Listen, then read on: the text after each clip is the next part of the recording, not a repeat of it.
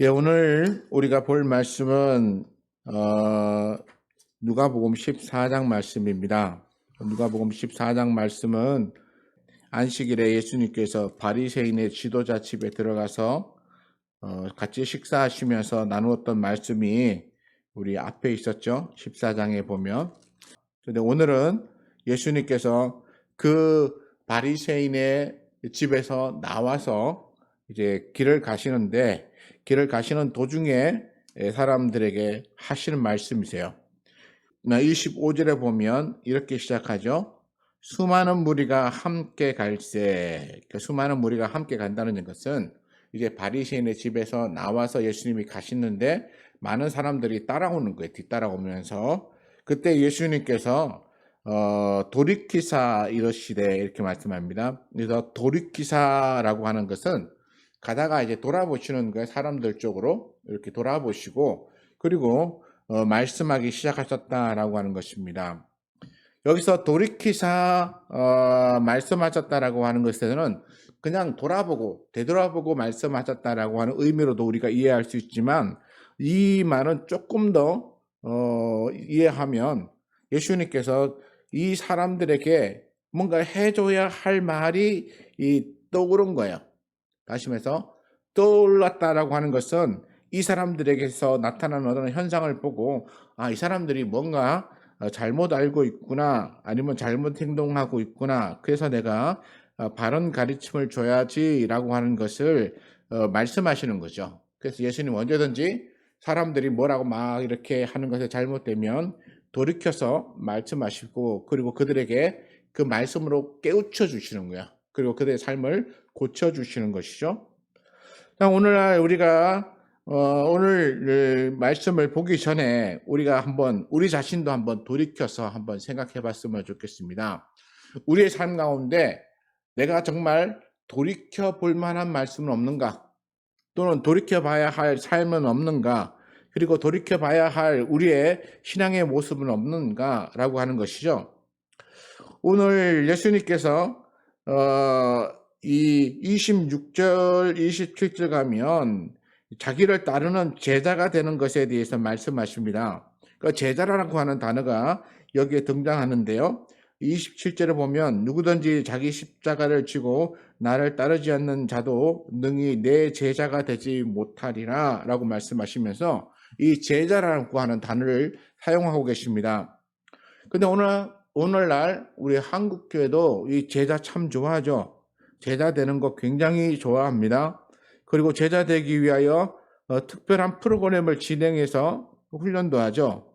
그래서 오늘 한국교회에서 제자가 되는 방법에 대해서 우리가 생각해 보면 이래요.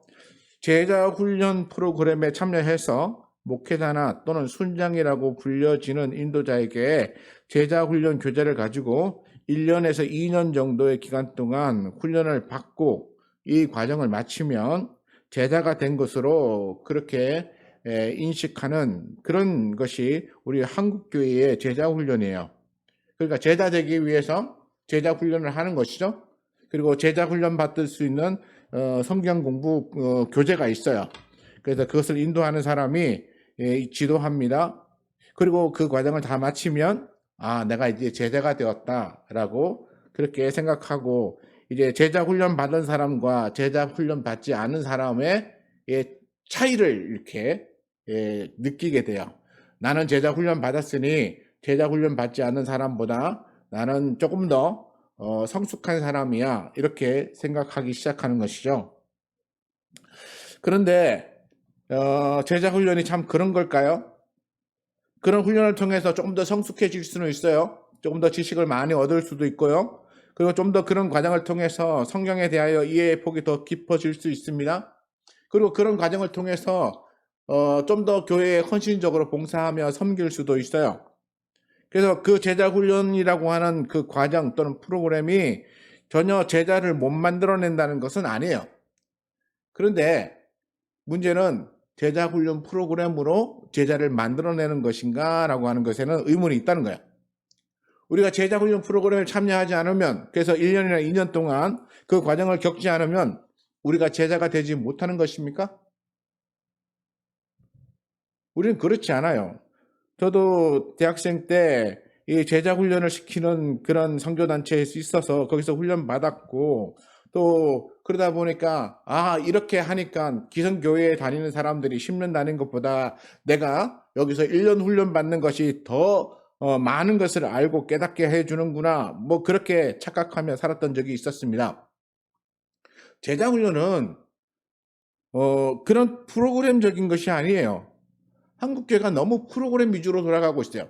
그래서 무슨 프로그램, 뭐 성경대학, 노인대학, 무슨 대학 이렇게 붙이고, 또 무슨 훈련, 무슨 훈련, 무슨 훈련 해서 저도 여러 가지 좋다는 훈련도 꽤 여러 가지 받아봤었는데, 근데 뭐 제가 가진 소견이 그 짧아서 그런지 모르겠지만 다 대동소이해요. 거기가 거기고 이름만 조금씩 다르고 다루는 내용도 대체로 비슷한데 조금씩 뭔가 강조하는 점들이 조금 다르다는 것뿐이지 결국에는 똑같은 얘기들을 하더라고요. 그런데 그 얘기를 어디서도 합니까? 설교 시간에도 해요. 예배 시간에도 해요.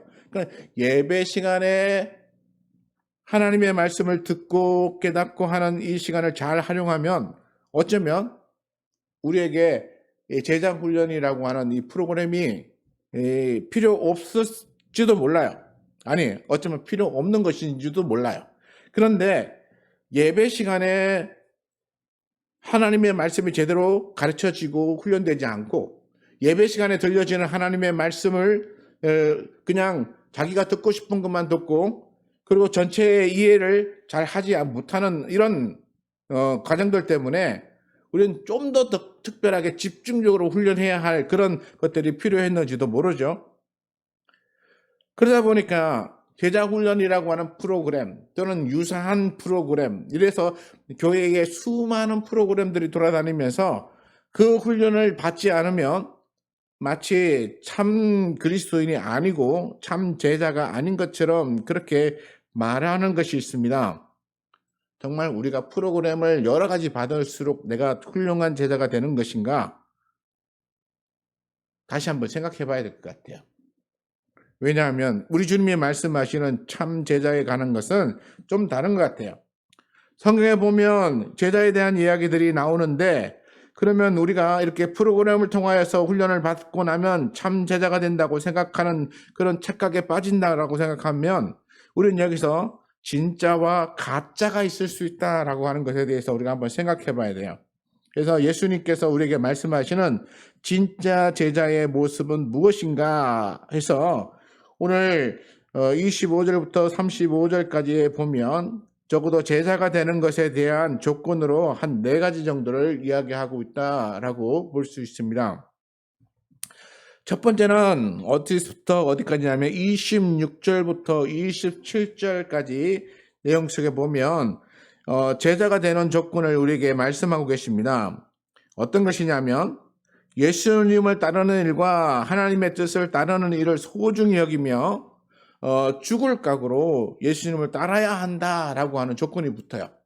예수님의 제자가 되는 것은 예수님의 일과 하나님의 일을 소중히 여기며 정말 죽을 각오로 따라야 하는 것이 제자의 조건이에요. 어떤 과정을 이수했느냐가 아니고 내가 예수님을 그만큼 소중하게 생각하느냐, 하나님을 그만큼 소중하게 생각하느냐. 그래서 예수님과 하나님의 말씀을 따르기 위하여 내가 죽는 위치에 간다 할지라도 내가 포기하지 않고 따를 수 있는 그런 마음의 준비가 되어져 있느냐라고 하는 것이죠. 우리가 예전에 과거에 요즘은 핍박이 그렇게 많지 않다 보니까 과거의 핍박들을 돌아보게 되는데 특히 예수님의 제자들 또는 또 사도들 이런 시대에 로마로부터 핍박을 받았던 것, 그리고 또 우리나라도 초기에 복음이 전해졌을 때에 핍박받고 죽음을 당했던 그런 분들 얘기, 그리고 또 우리가 전에 그 영화 사일런스라고 하는 영화를 통해서 거기서 예수 믿는다는 것 때문에 죽어가는 사람들의 그 모습들을 우리가 많이 봤는데 그들이 예수 믿는다는 것 때문에 죽음의 자리에서도 포기하지 않았다는 거예요. 예수님을 부인하지 않았다는 거예요. 그들이 말하기를 이렇게 예수님이 그려진 동판을 밟는 것은 형식적인 거야. 그냥 밟고 지나가면 형식적인 거니까 아무것도 아니야. 라고 그렇게 말을 해줬음에도 불구하고 바른 신앙을 지키려고 하는 사람은 그 형식적인 것조차도 하지 않으려고 하다가 결국 목숨을 잃는 것을 우리가 봅니다. 정말 오늘 우리에게 말씀해주고 있는 정말 예수님과 하나님의 뜻을 따르는 것에 죽을 각오로 따르는 사람들의 모습이 그런 모습이 아닌가 우리가 생각되는데요. 오늘 26절, 27절 말씀을 보면서 다시 한번 생각해 봅시다. 26절 보면 물은 내게 오는 자가 자기 부모와 처자와 형제와 자매와 더욱이 자기 목숨까지 미워하지 아니하면 능히 내 제자가 되지 못하고 라고 말하고 있습니다. 예수님의 제자가 되는데 자기 부모를 미워해야 한대요. 그리고 처자도 미워해야 한대요. 그리고 형제도 미워해야 한다고 말합니다. 자매와 심지어 자기 목숨까지도 미워해야 한다고 말하고 있습니다. 근데 여기서 이제 미워한다는 것은 오늘 우리가 가지고 있는 미워한다는 것하고는 조금 의미가 달라요. 이 미워한다는 것은 심리적으로 정말 나빠서 그렇게 미워하는 게 아니라 조금 덜 사랑한다. 덜 사랑한다. 그런 의미를 가지고 있어요.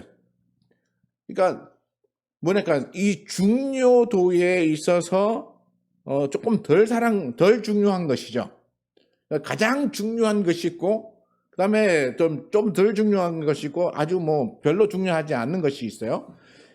그렇듯이 우리가 부모나 처자나 형제나 자매나 심지어 자기 목숨까지도 덜 중요하게 좀 덜 사랑하는 그런 마음을 가져야 한다는 것입니다. 그러면 덜이라고 하는 단어는 이 비교인데요.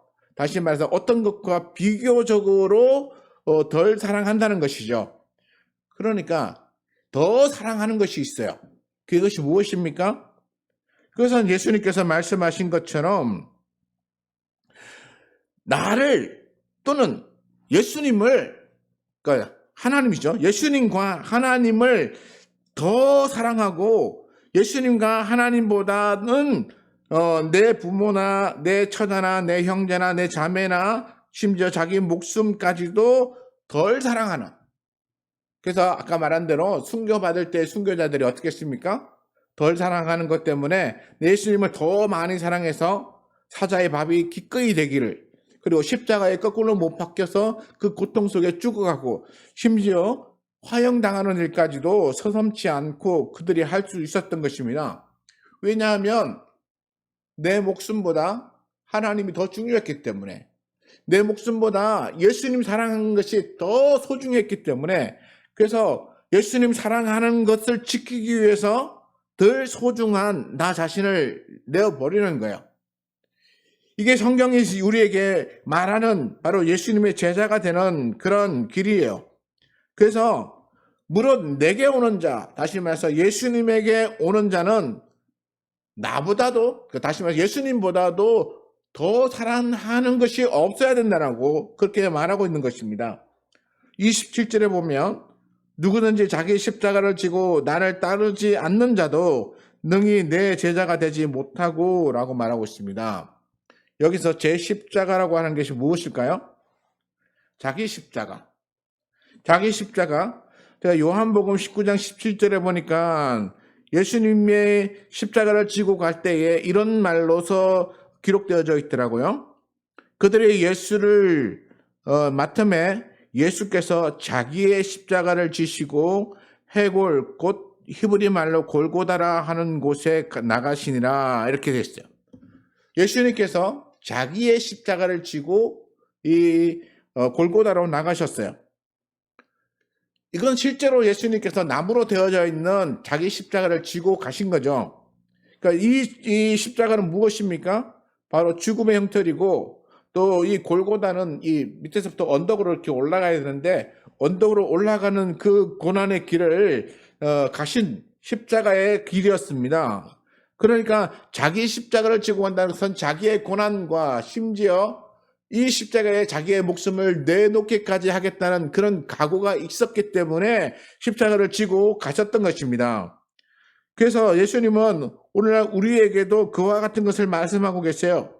누구든지 자기 십자가를 지고 나를 따르지 않는 자. 그러니까 누구든지 자기 십자가를 지고 나를 따르지 않는 자라고 했는데, 마태복음 16장 24절에는 이렇게 표현되어 있어요. 이에 예수께서 제자들에게 이르시되 누구든지 나를 따라오려거든 자기를 부인하고 자기 십자가를 지고 나를 따를 것이니라. 그러니까 예수님을 따라오려고 하는 사람은 자기를 부인하고 자기 십자가를 지고 따라오라는 거예요. 그래야 나를 따를 수 있다라고 말하는데, 여기서는 오늘 우리가 본 27절은 자기 십자가를 지고 나를 따르지 않는 사람은 이렇게 말하고 있으면서 그 사람은 내 제자가 되지 못한다라고 말씀하시는 것입니다. 그러면 왜 예수님께서 갑자기 이 말을 하셨을까? 아까 제가 25절에 얘기했었죠. 예수님께서 많은 무리들과 함께 가시다가 그 무리를 향해서 돌아보시고 그리고 그들을 향해서 이렇게 말씀하신 거예요. 물은 내게 오는 자는 이렇게 미워하고 그리고 자기 십자가를 지고 나를 따르지 않으면 내 제자가 될 수 없는 거야 라고 그렇게 말씀하셨다는 것입니다. 그러니까 예수님의 제자가 되기 위해서는 해야 할 것은 예수님이 가장 중요하고 그리고 심지어 자기 목숨도 그렇게 덜 중요하게 여길 수 있는 사람이어야, 그리고 기꺼이 예수님과 더불어 자기 십자가를 지고 죽음의 자리까지 나갈 수 있는 그러한 철저한 마음을 가지지 않고서는 예수님의 제자가 될 수 없다는 것입니다. 오늘날 우리 한국에서는 신앙생활하기가 참 많이 편해요. 왜냐하면 핍박이 그다지 없기 때문이죠. 가정 내에서 조금 핍박하는 경우들이 있지만, 그러나 총칼을 가지고 목숨을 위협하거나 또는 사회적으로 어려움 당하게 만드는 이런 일들이 이제는 거의 없어졌어요. 교회 다닌다고 요즘 코로나 때문에 교회를 안 좋게 보는 시선은 있을지 몰라도 그것 때문에 와서 교회를 불태우거나 부수거나 하는 일은 없지 않습니까? 그러니까 이제 핍박이 없다 보니까 교회에서 신앙생활을 하는 것이 그렇게 많이 어렵지 않아요. 근데 문제는 뭐냐면 신앙생활 하는 게 어렵지 않은 만큼 신앙의 깊이도 없어졌다는 거야. 신앙생활을 좀 편하게 할 수 있고 신앙생활을 좀 수월하게 할 수 있으면 좀 더 열심히 나와서 더 많이 기도하고 더 많이 찬양하고 더 많이 하나님 일을 할 것 같은데, 근데 신기하게도 고난이 없으니까요, 사람들이 교회에 열심히 없는 거예요. 고난이 없으니까 우리 하나님을 바라보는 그런 어떤 이 갈망 이런 자체가 사라지는 거예요. 목마른 사람이 우물가에 가서 물을 찾는다라고 하는 것처럼 목말라야 물을 찾는데 사람들이 더 이상 이제 목이 안 마르는 것 같아요. 더 이상 하나님으로부터 뭔가 받아야 되고 하나님으로부터 구해야만 하는, 세상이 줄 수 없는 그런 것들을 이제는 그들이 원하지 않아요. 왜냐하면 이미 세상으로부터 모든 걸 얻고 있다고 생각하기 때문에. 그러다 보니까 사람들이 하나님 앞에 나와서 갈망하지 않습니다. 그리고는 자기의 목숨을 내어놓고 그리고 하나님을 믿겠다라고 하는 그런 헌신적인 신앙들이 점점 더 사라지고 있어요.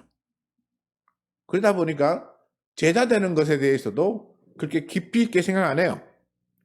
그냥 내가 좀 더 이렇게 훈련하고 프로그램을 잘 받아서 어떤 과정을 이수하고 나면 초등학교 졸업하고 중학교 졸업하고 고등학교 졸업하고 대학 졸업하면 그 졸업장을 주는 것처럼 제자가 되는 자격증을 주는 것이라고 그렇게 생각하며 훈련받는 사람들, 또 신앙생활하는 사람들이 참 많아졌다는 것입니다. 그리고 내가 어느 교회에서 무슨 훈련을 받았어 라고 하는 것으로 자신의 신앙 정도를 나타내려고 하는 사람들이 많아요. 그런데 문제는 그런 사람에게 하나님 때문에 죽을 수 있느냐라고 하는 문제를 내민다면 정말 그 사람이 하나님 때문에 죽을 수 있을까? 그렇게 선뜻 대답할 수 있을까? 예수님 때문에 자신의 삶에 어려움과 핍박이 왔을 때 내가 예수님 때문에 겪는 어려움이라면 내가 기쁨으로 이 일을 겪겠습니다라고 그렇게 그 모든 것을 받아들일 수 있는 마음의 준비가 되어져 있는가? 라고 하는 것을 묻는다면 과연 그들이 뭐라고 대답할까요? 우리가 가끔씩 보면 신앙생활 하다가 어려움을 겪으니까 내가 교회 다니기 전에는 안 어려웠는데 교회 다니고 나니까 더 어려워졌다 이러고 교회를 떠나는 사람들이 있는 것을 제가 여러 보았습니다. 내가 왜 교회에 들어와서 더 어려움을 겪어야 돼? 난 교회에 온 이유가 복 받으려고 간 건데 이렇게 하면서 교회를 떠나시는 분들이 있어요.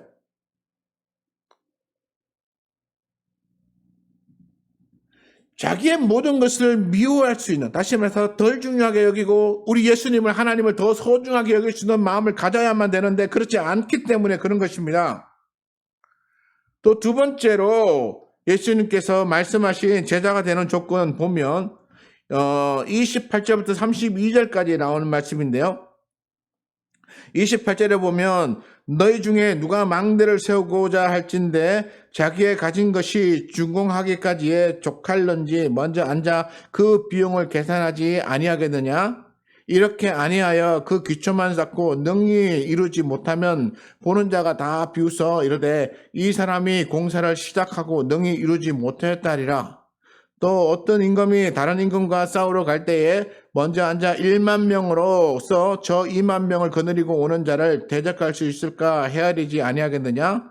만일 못할 터이면 그가 아직 멀리 있을 때에 자신을 보내어 하친을 청할지니라 이렇게 말하고 있습니다. 망대를 세우는 일과 또 전쟁하는 일에 대해서 먼저 생각하고 계산해 보라는 거예요. 이 비유를 왜 말씀하시냐면 망대를 세우는 사람이 어떤 공사를 시작하고 턴을 닦는데 하다가 중단하면 그것이 사람들에게 비웃음거리가 된다는 것이죠. 그리고 전쟁을 하는데 1만 명으로 2만 명의 군사와 싸워서 이길 만한 자신이 있는가 없는가 계산해보지 않고 싸우면 패할 수밖에 없으니까 미리 앉아서 계산해보라는 것입니다. 이 말은 곧 우리가 예수님의 제자가 될 때도 똑같이 적용해보라는 거예요. 예수님의 제자가 되기 위해서 우리는 앉아서 먼저 계산해야 돼요. 어떤 계산이요? 내가 예수님의 제자가 되기 위하여 내가 포기해야 되고 내가 그동안 누려왔던 것들을 내려놔야 할 것들이 얼마나 많은가. 그리고 예수님의 제자가 되기 위하여 내가 더 헌신하고 더 많이 수고하고 애써야 될 부분은 또 어떤 것들인가. 정말 예수님의 제자가 되기 위하여 내가 이전에 살았던 삶과는 얼마큼 달라지고 그렇게 달라진 삶을 내가 기꺼이 살아갈 수 있는 그런 마음의 준비가 되어져 있는가, 그걸 생각해 보라는 거예요. 우리가 대부분 신앙생활 하면서 교회에 들어올 때는 이렇게 하죠. 내가 교회에 가서 기도하고 그러면 병도 낫고 또 내 집안의 형편도 좋아지고 그리고 우리 뭐 남편이 하시는 일과 뭐 자녀의 하는 일들이 다 잘 되고 많은 이런 좋은 것들만 계산해요. 우리 주님이 분명히 이것도 주실 거예요.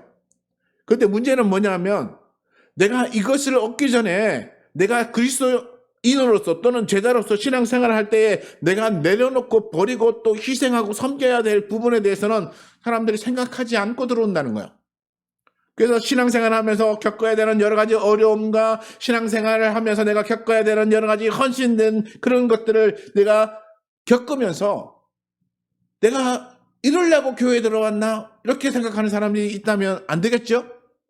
내가 교회에서 와서 신앙생활하고 예수 믿을 때는 내가 여러 가지 복 받는다고 해서 들어왔는데 내가 이렇게 헌신하고 이렇게 수고하고 내가 이렇게 존귀한 대접 받는 게 아니라 낮은 자리에 서야만 이런 처지가 되려고 내가 교회에 들어왔나? 이렇게 생각한다면 우리는 신앙생활을 할 수 없는 것입니다. 예수님께서 생각해 보라는 거예요. 이제 제자가 되기 위하여 나에게 울려면 적어도 앉아가지고 정말 내가 말하는 것처럼 자기 부모와 처자와 형제와 자매와 심지어 자기 목숨까지도 미워하면서 자기 십자가를 지고 나를 따라올 수 있는 그런 마음의 준비가 되어져 있냐는 것이죠. 그런 게 안 돼 있다면 결국은 어떤 결과가 나오냐면 여기 보면 망대를 짓는 사람이 이걸 계산하지 못한 채로 공사를 시작하면 그 사람은 그 기초만 쌓다가 무너지는 거예요. 중단하는 거예요. 다시 말해서 참 제자가 되지 못하는 거죠. 우리가 예수님의 제자가 되겠다고 와서 신앙생활 하면서 말씀도 듣고 예배도 드리고 그 다음에 섬김도 하고 여러 가지 일을 하는데 하다가 중간에 포기하면 우리는 예수님의 제자가 못 되는 것입니다. 그리고 또 전쟁하는 사람이 앉아서 적군하고 싸워서 이길 만한가라고 하는 것에 대하여 매일이 헤아려 보지 못하면 결국 패하고 마는 것처럼 우리가 여기서 신앙생활하면 우리는 반드시 겪게 될 것이 하나가 있는데요. 뭐냐면 사단으로부터 오는 핍박이에요. 그 핍박은 요즘은 아까 말한 대로 뭐 총칼이나 또는 이 죽음이나 여러 가지 이런 것으로 오진 않지만, 그러나 우리가 신앙생활 하는 데 있어서 우리가 알게 모르게 겪게 되는 이 사단의 방해와 핍박과 우리의 심리적인 어떤 이 억압, 위태로움 이런 것들이 우리의 마음을 이렇게 흔들어 놔요. 심지어 어떤 경우도 있냐면 우리를 억압하는 게 아니라 우리에게 막 기쁨을 주는 막 이런 것으로 유혹해서 예수님을 따르지 못하게 하는 그런 방해들도 온다는 것입니다. 그럴 때에 나는 좌우나 우루나 치우치지 않고 이 길을 똑바로 갈 수 있는 그런 마음의 준비가 되어져 있다고 말할 수 있을까요?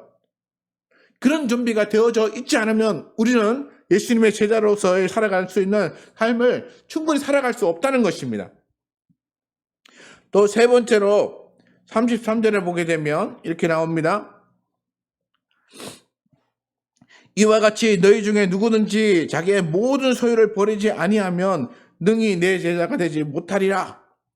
그러니까 예수님의 제자가 되는 그 조건 중에 자기의 모든 소유를 버리라 이렇게 말했죠. 이 말에 대해서는 제가 전에도 여러 번 얘기한 적이 있는데요. 우리가 성경에 보면 우리가 앞에 보면 이 부자 관원이 예수님 앞에 와서 영생을 얻는 것에 대하여 간구하는 내용이시죠. 부자 관원이 와서 선한 선생님이여 내가 어찌하면 영생을 얻을 수 있겠습니까? 하고 그렇게 달려왔는데 예수님께서 그에게 너에게 이거 했느냐 하니까 저는 어려서부터 그거 다 했습니다. 이렇게 말해요. 그런데 예수님께서 이렇게 또 말씀하시죠. 뭐라고? 내가 볼 때에 너에게 한 가지 부족한 것이 있다. 너는 이것저것 다 했다고 어릴 때부터 다 지켜왔다고 말하지만 내가 볼 때 너에게는 아주 중요한 한 가지가 부족한 게 있다. 이렇게 말씀하시면서 뭐라고 말씀하셨냐면 가서 내 소유를 다 팔아 가난한 자에게 주고 그리고 나를 따라오라 이렇게 말씀하셨어요. 이 파격적인 거죠. 왜냐하면 이 부자는 자기가 어렸을 때부터 아마 부모로부터 물려받은 재산이 있었기 때문에 부자였던 것 같아요. 그리고 그 부유한 삶을 살았기 때문에 그걸 의지하며 살아왔던 것이죠. 그리고 또 그가 부자였기 때문에 그가 어떤 자리를 얻을 수 있는 관원도 될 수 있었어요. 그런데 예수님 앞에 나와서 영생을 얻는 문제에 대하여 이야기할 때 그는 예수님으로부터 간단한 몇 가지 조치를 통해서 또 몇 가지 말씀을 통해서 간단하게 영생을 얻을 수 있는 방법을 발견하지 않을까 그리고 쉽게 생각하고 왔는데 근데 예수님은 영생 얻는 방법에 대해서 말할 때 내가 가지고 있는 모든 재산을 팔아 가난한 자에게 주고 그리고 나를 따라오면 그러면 영생을 얻게 될 것이다 라고 말씀하고 계셨어요. 그러니까 이 부자 관원 입장에서는 모든 걸 포기해야 되는 거예요. 자기가 의지하고 살아왔던 그 재산 다 포기해야 되는 거예요. 어쩌면 지금 관원이라고 하는 그 자리도 포기해야 되는 것이죠. 그러니까 자신의 인생의 모든 것을 포기하고 예수님을 따라야만 자기가 얻고자 하는 영생을 얻을 수 있다라고 하는 이 말에 그 부자 젊은 관원이 충격을 받았어요. 그리고는 재산이 많은 거로 심히 고민하며 그냥 돌아갔어요. 그래서 예수님께서는 부자가 천국에 들어가는 것이 낙타가 바늘기로 들어가는 것보다 어렵다라고 말씀합니다. 다시 말해서 하나님보다 자기가 소유하고 있는 물질을 더 많이 의지하고 그것을 기대는 사람은 하나님을 절대자로 섬기는 그런 신앙에 도달할 수 없다는 거예요. 내가 가지고 있는 그 조건들, 내가 가지고 있는 그 환경들, 이런 것들에 대하여 내가 더 많이 의지하고 나 그건 없으면 안 돼 라고 하는 그런 뭔가 하나 소중한 걸 내가 붙잡고 있다면 그것 때문에 내가 예수님의 제자로서 또는 그리스도인이라는 신앙인으로서 살아가는 삶이 제대로 완성이 되지 않는다는 거예요. 어쩌면 우리는 겉모양은 그렇게 그리스도인처럼 보일 수 있어요. 많은 사람들에게 교회도 열심히 나오고 예배도 잘 드리고 뭐 말씀도 여러 가지 잘 외우고 그래서 사람들과 신앙적인 얘기를 잘 나누면 우리는 얼마든지 그리스도인이다라고 하는 또는 신실한 사람이야라고 하는 말을 들을 수 있어요. 그런데 결정적인 순간에 내가 포기할 수 있느냐? 정말 예수님이냐 아니면 내가 가진 물질이냐? 내 성공이냐 예수님의 말씀이냐? 이거 둘 중에 하나만 택해야 될 그런 상황이 우리에게 온다면 그럴 때는 우리는 그 부자처럼 고민하며 우리는 나의 그 삶의 소중한 부분을 붙잡고 돌아설지도 몰라요. 그렇게 되면 우리는 예수님의 제자가 될 수 없는 것입니다.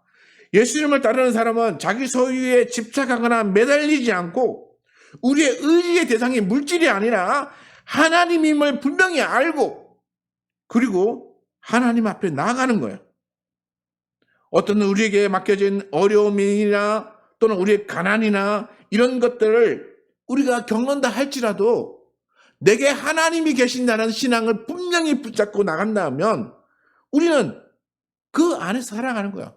하나님은 자신의 형상대로 지원받은 사람들이 행복하게 살아가기를 원하세요. 저는 그걸 믿어요.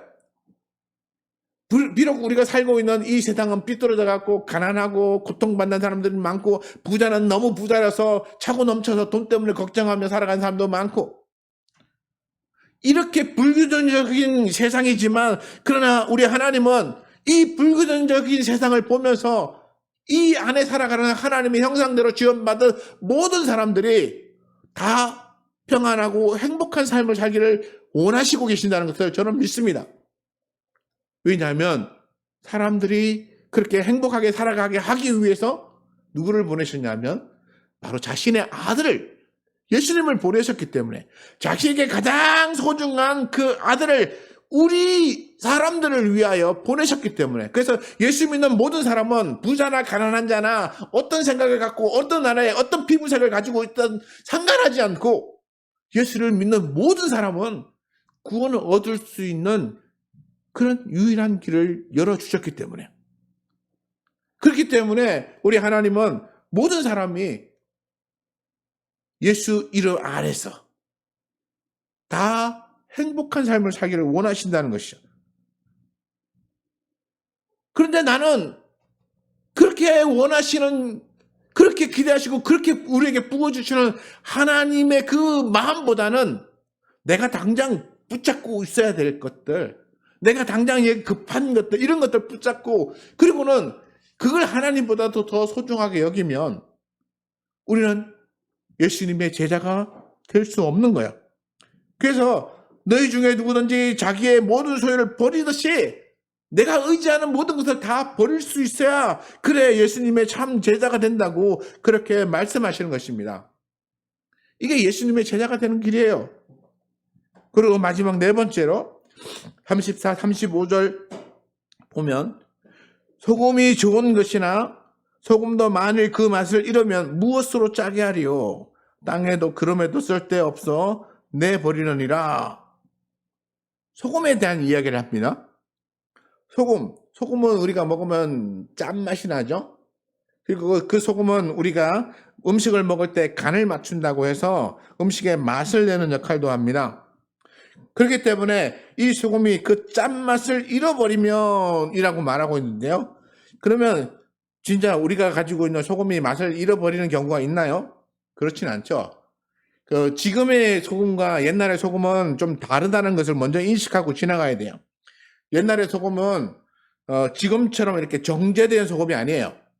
옛날에는 이제 지중해 연안에서 이제 이렇게 소금이 이제 건조되어져서 나오는데 깨끗하게 만들어진 게 아니라 거기 있는 광물들과 같이 섞여가지고 소금과 광물들이 섞여서 이렇게 혼합되어져 있는 이런 것들이 소금으로 채취되어서 옵니다. 그러다 보니까 어떤 것들은 소금인 것처럼 보이지만 그러나 소금이 아닌 광물이 있어요. 그래서 소금기가 있는 줄 알고 갖고 왔는데 보니까 소금기가 하나도 없으면 버리는 거야. 쓸모없으니까. 근데 여기 보면 땅에도 그럼에도 그런데 이게 보면 뭐 땅에 소금을 뿌린다는 것이 좀 이해가 되지 우리 실제는 이해가 안 되잖아요. 근데 그 이집트나 이런 지역에서는 이 소금을 일종의 비료와 같이 사용하기도 했다라고 합니다. 다시 말해서 소금이 이 뭐라죠 무기질 같은 이제 영양소를 제공하는 어떤 한 부분에서 해당되기 때문에 그래서 이 소금이 그럼과 함께해서 이렇게 땅에 이렇게 뿌려지면 그러면 이 작물들을 자라는데 이 영양소를 제공해주는 어떤 무기질 역할을 했어요. 그래서 이게 그럼으로도 사용되었다고 합니다. 그러니까 소금기를 이렇게 가지고 있는 소금을 사람들이 소금기를 빼내고 나면 이렇게 다른 광물들과 섞인 소금기가 묻어 있는 이런 흙들은 그럼에다가 이렇게 던져가지고 그럼과 함께 땅에다 이렇게 하면 그 소금기가 남아 있는 흙이 광물이 그렇게 그럼과 함께 쓰여지기 때문에 그래서 땅에도 그럼에도 같이 소용이 있는 것이라고 말을 하고 있어요. 그런데 만약 진짜 소금기를 잃어버린다면 그러면 우리가 음식물에 이걸 넣겠습니까? 그리고 소금을 넣어야만 이 땅을 좀 더 이렇게 좋게 만들 수 있는 윤택하게 만들 수 있는 그런 그럼으로 사용하는데 이걸 넣겠습니까? 안 넣겠죠. 그런데 이 소금기라고 하는 게 뭘까요? 소금기라고 하는 것은 우리 예수님께서 마태복음 5장 13절에 이렇게 말씀하셨어요. 뭐라고 말씀하셨냐면 너희는 세상의 소금이니 이렇게 말씀해요. 너희는 세상의 소금이다. 너희가 누굽니까? 바로 예수님의 제자들을 향해서 말씀하셨어요.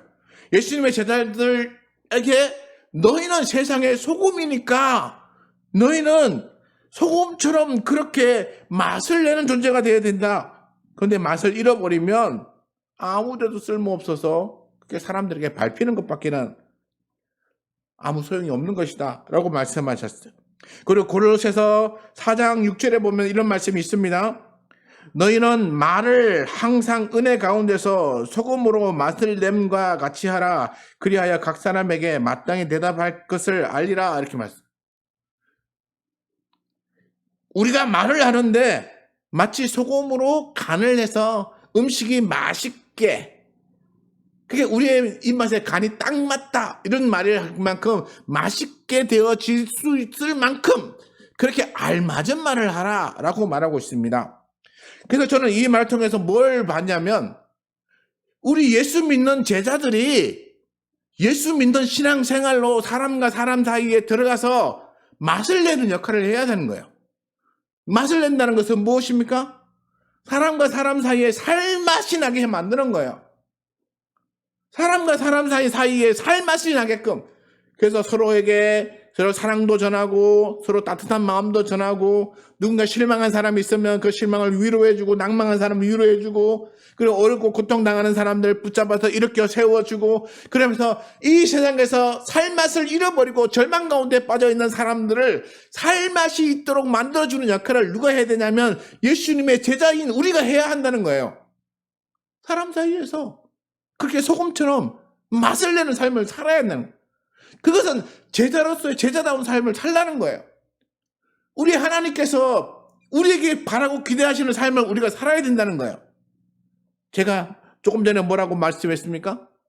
우리 하나님은 자신의 형상대로 지음받은 모든 사람, 인종을 넘어서 어느 나라나 국가나 사상이나 모든 걸 다 뛰어넘어서 하나님의 형상대로 지음받았다고 하는 모든 사람은 하나님께서 그 사람을 구원하시고 그 사람들이 하나님 안에서 행복하게 살기를 원하셨다라고 말했죠. 그렇듯이 우리는 모든 사람들에게 가서 그 사람들이 다 행복하게 살 수 있도록 그들에게 우리의 역할을 감당해야 되는 거예요. 우리를 향해서 청지기라고 하는 말이 무슨 뜻입니까? 우리를 향해서 청지기라고 부르는 이유는 우리가 하나님의 일을 맡았기 때문에 청지기인 거예요. 그냥 교회에 나오기 때문에 청지기가 아니라 하나님의 일을 맡아서 하나님이 하실 일을 내가 대신 역할을 감당할 때에 내가 청지기가 되는 거예요. 하나님께서 이 온 세상에 있는 하나님의 형상대로 지음받은 사람들이 행복하게 되기를 원하신다면 그러면 하나님이 내게 맡기시는 일은 똑같은 거야. 나를 통해서 내 주변에서 아직 하나님을 알지 못하는 사람들, 또는 인생의 쓴맛을 보고 실망하고 낭망하고 절망하는 사람들, 이런 사람들에게 하나님 대신 가서 그들에게 살맛이 나는 세상을 만들어줘야 되는 거죠. 그들이 살맛 나는 세상이 될 수 있도록 그들을 섬기고 사랑해주고 그들에게 위로해주고 용기를 북돋아줘야 되는 게 우리 그리스도인의 역할인 거예요. 그게 바로 소금의 역할인 거예요. 그게 좋은 거잖아요. 그런데 그 역할을 우리 예수 믿는 사람들이 그런 마음과 그런 역할을 우리가 잃어버리고 하지 않는다면 우리는 아무짝에도 쓸모가 없어요.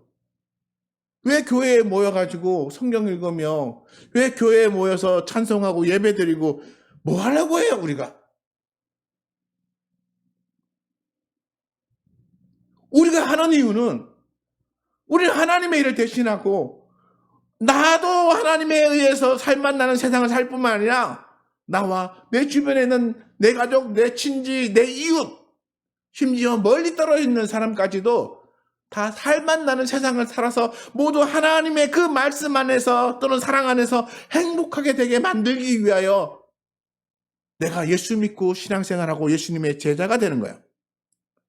그런데 한 1년 이전 어떤 교재를 놓고 어떤 지도자의 지도를 받으면서 훈련을 다 마쳤다고 내가 제자 되었다고. 그리고는 하나님이 원하시는 게 뭔지도 모르고 하나님이 원하시는 삶을 살지도 않으면서 나는 훈련을 다 마쳤으니 제자 됐다라고 말하는 게 그게 제자입니까? 그건 가짜인 거예요. 그건 가짜인 거예요.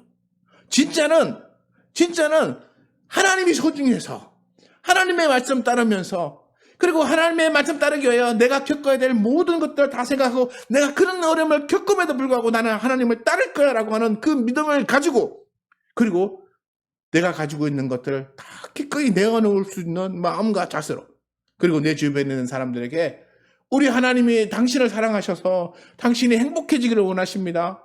그래서 나는 당신과 함께 하기를 원하고 당신에게 사랑을 전하기를 원하고 당신을 섬기기를 원합니다 라고 하는 자세로 그렇게 사랑하고 섬기는 그런 헌신적인 삶을 살아야 되는 것이 바로 이게 진짜 제자의 모습인 거예요. 오늘 이 말씀을 통해 우리에게 들려주고자 하시는 예수님의 말씀이 바로 거기에 있다는 것. 진짜 제자는 프로그램으로 훈련으로 되는 게 아니고 예수님을 진짜 사랑하기 때문에 예수님의 마음을 가지고 살아가는 사람이 될 때 그게 진짜 제자라는 사실. 그래서 우리 교회와 또는 우리 한국 교회와 또 온 세상에서 예수 믿는 모든 사람들이 어떤 것에 난 프로그램이 아니라 진짜 예수님 때문에 내 모든 것을 다 내어놓을 수 있습니다라고 고백하며 그렇게 헌신하며 살아가는 사람 되시기를 축원합니다. 기도하겠습니다.